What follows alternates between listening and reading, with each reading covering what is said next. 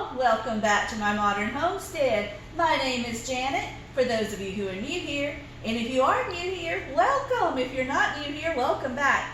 Today we're working on another southern meal. That's hard, say that 10 times. So I just thought I would show you before I get started what we're going to do first. I'm going to make a spinach and rice casserole. In order to do that, listen, come on here and look, baby. Y'all say hey to Alyssa, she's back there behind the camera. We're going to use this bowl and a bag rice, and in this big box, these bags are bigger. And we're going to cook it in some broth base and seasoning, and when the rice is done, we're going to mix in a can of cream of mushroom soup and a can of drained spinach. It doesn't have to be this brand, whatever brand you like. That's just what I happen to have in my cabinet. So first things first, let's get this going. Just put it in there and let it do its thing. I'm just going to add this in here. Oh, I don't have the right eye on, that won't work. So let's let this cook and we'll be back. All right. Now for the casserole, Alyssa is going to dump the spinach into the casserole pan, and that way, actually Alyssa, we can go ahead and put the soup in there with it, and that way we'll just add the warm rice to it and mix it up. And while she's working on that, spinach smells, ugh, it always does. I'm sorry, while she's working on that, I am going to put lemon juice in our milk because I'm going to do biscuits, but I need buttermilk, and I don't have buttermilk, but this is a good substitute. For a cup of milk, just use a tablespoon. I have a little more than a cup of milk, so I'll use just a little more than a tablespoon. Mix it right. You can. It's all going to get mixed when we put the rice in there, so you don't have to do too thorough of a job. Okay. And it's always best if you can get most of the liquid out of the spinach, but it'll be fine if there's some in there, because we're going to put this in the oven when we're done with the biscuits.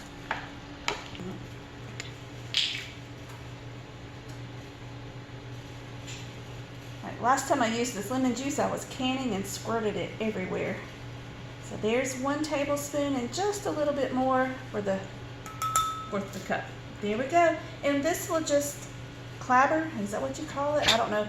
Anyway, we're just going to put it back in the refrigerator because we want it cold when we're ready to do biscuits. Not clabber, curdle. We're going to let it curdle. Well, I'll just get it. Alrighty, let's go ahead and get our flour ready. I'm not quite ready to do biscuits, but to do this recipe, I'm going to use 2 cups of self-rising flour. You don't have to be exact, guys. This is just biscuits. Now, I've never done biscuits this way. I'm trying to do them like my mama does them. I usually roll my biscuits. I fold them, roll them, fold them, roll them. But this time, I'm going to try to do them by hand like mama does them. We might have a disaster. I don't know. We'll see. So there's 2 cups of self-rising flour. And I will use 1 1/4 cup of cold milk and 1 3/4 stick of cold butter. And it needs to be salted. Okay guys, to our flour I have added 1 3/4 sticks of really cold butter. Now when Mama made biscuits, she never ever did such, but that's what we're doing today. And we're going to pulse this until our butter is in pea-sized pieces. Here we go, let's just pulse it a few times.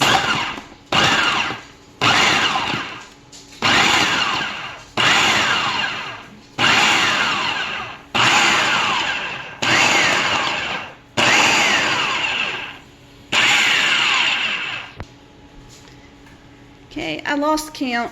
Oh, almost dropped y'all in the flour. Whoa, sorry. But we have some big chunks of butter, not real big, but I think it'll be okay. Let's get this in a bowl and put our milk in. Milk. Sorry, my nose is trying to stop up again. All right. If we have some big chunks, just quickly break them up. You just really want your butter to stay cold, and you can always put this back in the refrigerator if you want to do this by hand or use a pastry cutter. That's perfectly fine. Mama always did hers by hand. And I don't remember her being very toothy about anything being super cold. I think that was the only big piece of butter I felt. So you can see what that looks like. Let's make a well in the middle. I had to grab y'all with my flour hand. Pour in the milk. And then we'll just stir it around. Why we needed that well.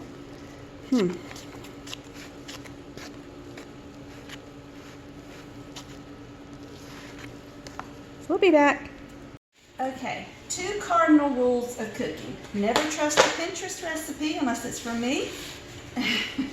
And never put in the amount.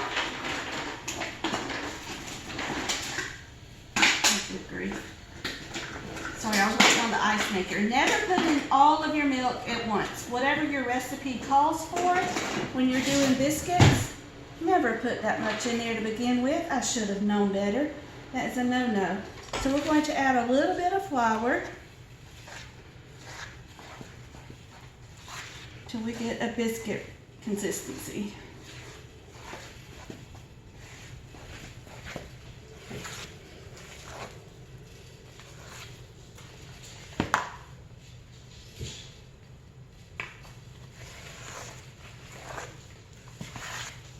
And I hate this because the more you work this, the less tender your biscuits will be, but oh well. I should have stuck with my old good standby biscuit, but I wanted to experiment, and that's always okay. So y'all just experimenting with me. Okay, I've got this to a good biscuit consistency. It's still soft. So what I'm going to do is pull my pan over. I'm going to put a little bit of flour on the side in case I need it. And what Mama did was always just pinched off a little bit. And she didn't have this trouble with stuff sticking to her. I should have learned when I was young. But she just rolled the biscuits, y'all. A little bit of flour on there. Right. And when she had a ball, she just put them on the pan and just patted it down, just like that. So that's what we'll be here doing. We'll see how many biscuits we get out of this.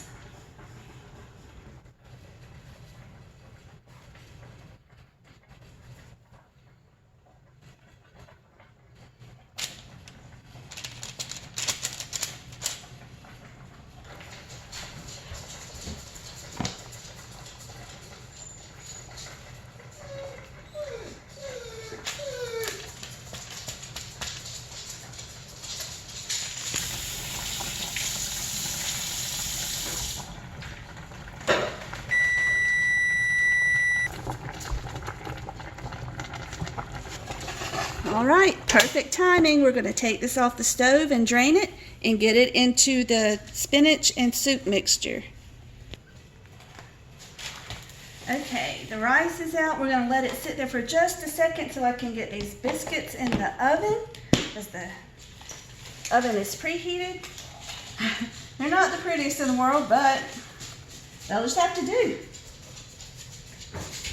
Okay, here we go, guys. Let's just open up the rice and pour it in.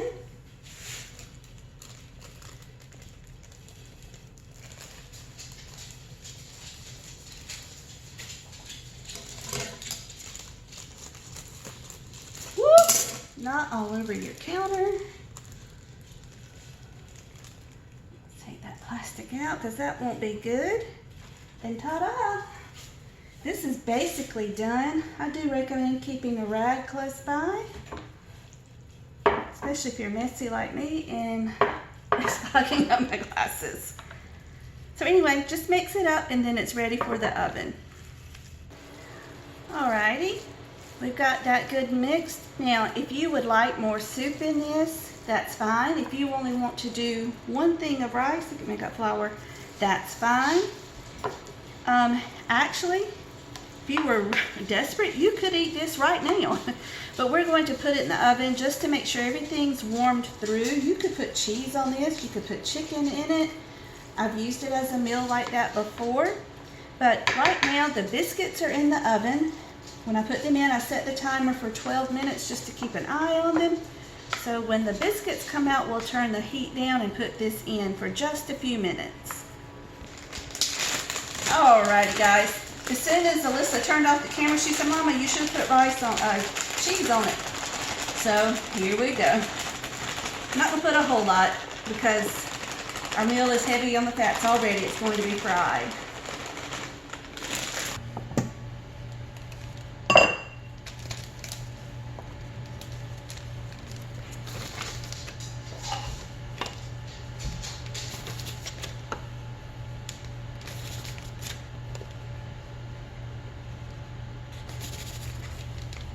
Let's just season this up some. What in the world? This is the seasoning salt. Don't be shy with these spices, y'all. I used to be shy with them and it just didn't ever taste right. All right, some cumin, some paprika. Whoa, I didn't mean to put that much. Chili powder, go easy on it unless you like it spicy.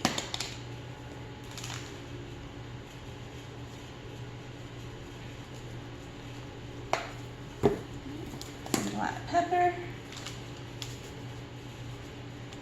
And for my children and husband, the spice of life is garlic. Okay, you cannot have too much garlic. So there you go. All right, we're just going to mix this up.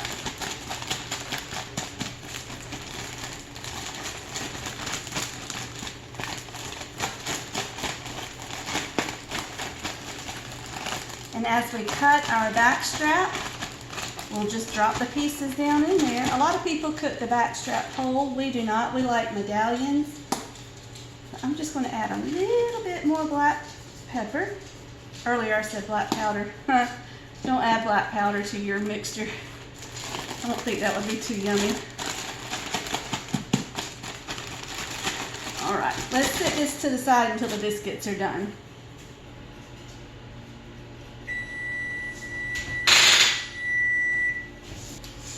Okay, y'all, there are our biscuits. I do not like to let my biscuits get really done. In fact, these are a little more done than I like. So I can't wait till supper to try and see what happened with our experiment. So let's get these set off to the side and we'll cut up this back strap. I almost forgot, this needs to go in the oven. It's still really warm. It won't take but just a few minutes. I'm going to put it in and set that the temperature to 350. And it doesn't matter how long you leave it, just until it's bubbly, about 10 minutes maybe. All right, y'all, let me show you how we do our back strap. A lot of people say, you gotta soak the deer, it's gonna taste gamey, blah, blah, blah, blah, blah. Not so. If you do it right, that's not true. This is our back strap. You saw me just open it. What I will do is drain off all of this liquid. So give me just a second. All right, so there's our back strap. Now we've been eating back straps since I've known my husband, and we've been married for, 23 years. So what I do is just take it and cut it into small medallions, about that thick. So let's get all this cut up. Oh, wait, I told you. I just take it and I drop it down into the flour mixture. And so when we're all done, we'll get our oil good and hot. It's on low right now. I know I'm not ready for it, so I didn't want to get it hot yet. So we'll be right back. Ow. Okay, he just walked in the house and he really wants to try biscuits. So Jay, show Alyssa what it looks like on the inside. Stop, be serious. Is it clear? Okay, look how pretty that is on the inside. Okay, now you can try it. too hot to try. Oh, let me try. Turned. I can't bite it that way. You got it the other way. No, turn it around. The big side facing me. Check it Oh, that's good. It's not hot. out. Mm-hmm. It's not. Ooh, that's good. I discovered the secret. Hot. It's good. It's good. Okay, guys, we have all of our meat cut up and in the bag. So let me, that cotton picking thing, I need to cut it off when I'm recording. What we're going to do is turn up the oil, because we want this hot when the meat goes in. That way it cooks fast. So all you do is just toss it around. Who remembers shake and bake? Y'all remember shake and bake? Homemade shake and bake with the back strap.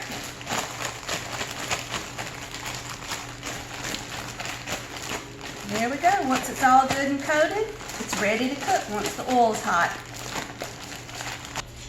Okay, one thing I like to do when I'm cooking is keep a little bowl of water by the stove.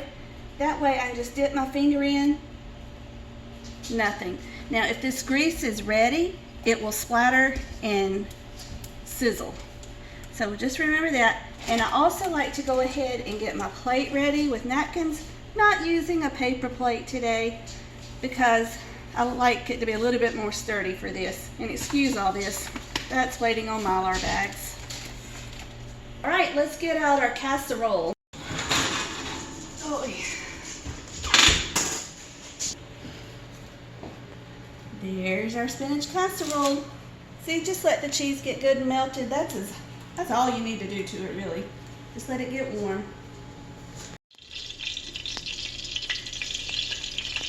That's what you want to hear and see when you drop your water in. Let's get the tenderloin going. All right, into the pan we go.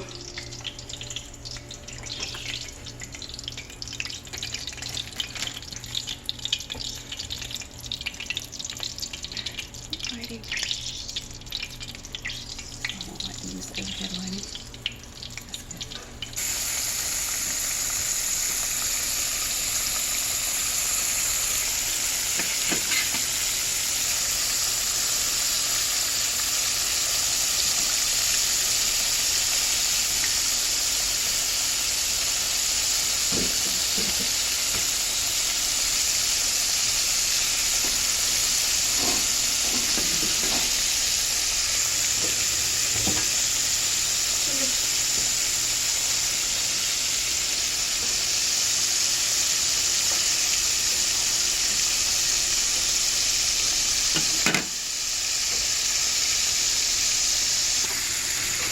So when you cook these like this, they cook very quickly.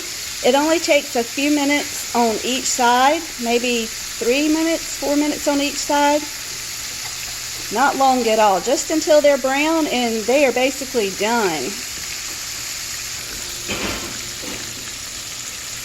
Can you see the blood there? I'm having a hard time focusing. If it's still running blood, it is definitely not done, but as soon as you see that liquid on top run clear, your meat is ready to come up.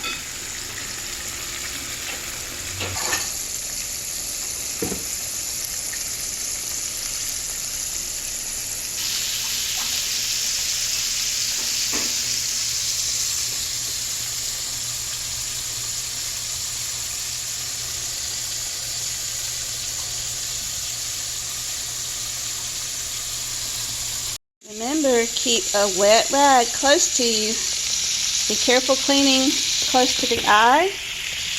But if you clean it up as you go, you won't have a huge mess at the end.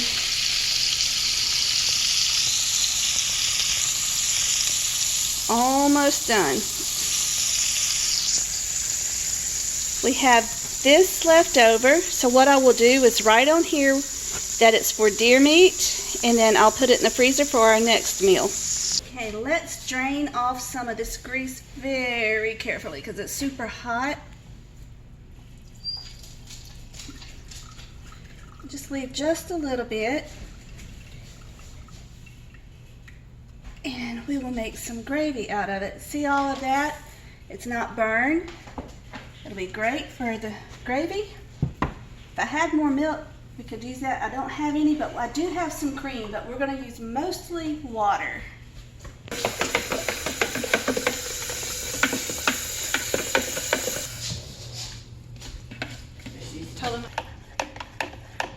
I'm sorry, I thought I was recording. Okay, so Alyssa's the master at tea.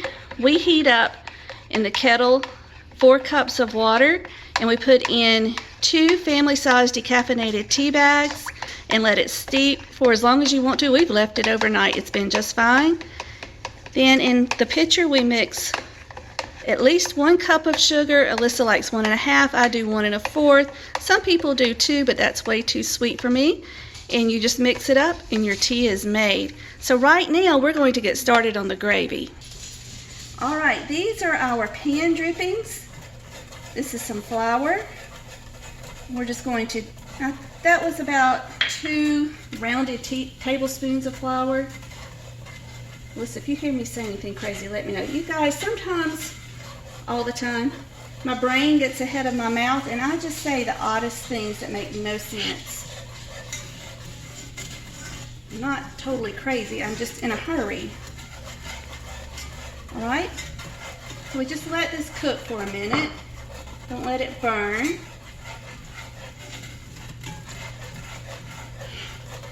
What's the matter? Nothing. It's something I was thinking about.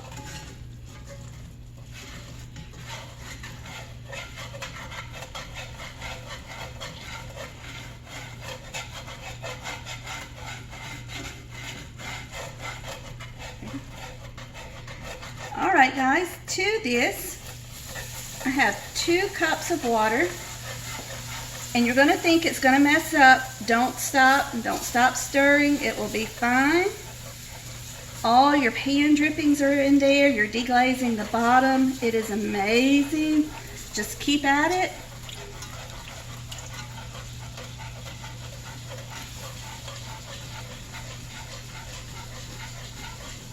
I like to stir my water in a little at a time. Y'all have seen me do this on here before if you've been around here long enough.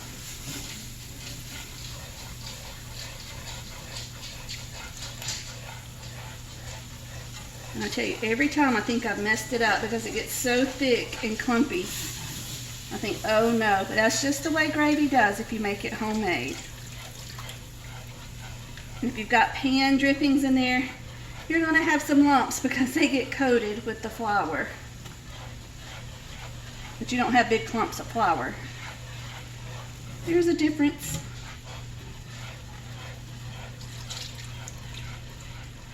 Alright, that's hot, so we're going to turn it down on low.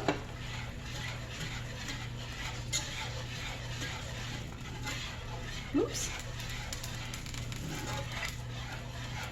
Ooh, look how pretty already. And some people like to add a pat of butter to this to make it shimmery, but mine's already shimmery. I've had enough oil in it. And shimmer doesn't matter as long as it's good. And you can add salt and pepper to this to flavor it if you need it.